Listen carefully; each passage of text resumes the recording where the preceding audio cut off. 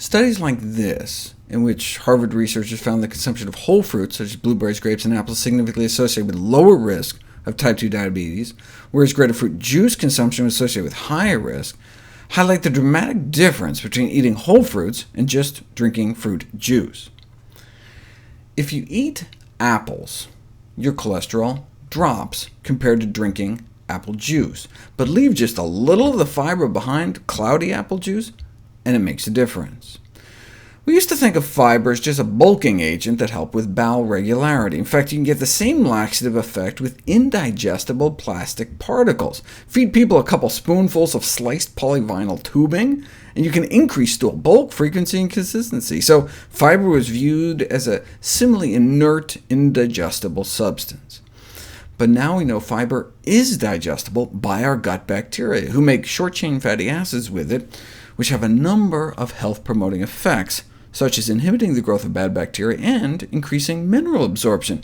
For example, experimentally infusing the rectum of the human body, they can stimulate calcium absorption. So much so, you can improve the bone mineral density of teenagers just by giving them the fiber naturally found in foods like onions, asparagus, bananas.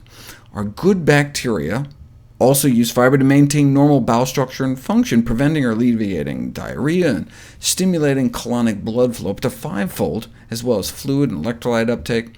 The major fuel for the cells that line our colon is butyrate, which our good bacteria make from fiber, so we feed them, and they feed us right back. But if the only difference between fruit and fruit juice is fiber, why can't the juice industry just add some fiber back to the juice, sprinkle in a little Metamucil? Right? Why can't juice with added fiber be equated with whole fruit? The reason is because we remove a lot more than just fiber when we juice fruits and vegetables. We lose all the nutrients that are bound to the fiber. Way back in the 80s, a study found a discrepancy as to the amount of fiber in carob using two different methods. There was a gap of about 20% that was identified not as fiber, but non-extractable polyphenols, a class of phytonutrients thought to have an array of health-promoting effects. In the light of these results, it's worth noting that some of the effects associated with the intake of dietary fiber in plants may actually be due to the presence of these polyphenols stuck to the fiber. Non-extractable polyphenols, usually ignored, are a major part of dietary polyphenols. Most polyphenol phytonutrients in plants are locked to the fiber. These so-called missing polyphenols make it down to our colon and are then liberated by our friendly flora, and can then get absorbed into our system.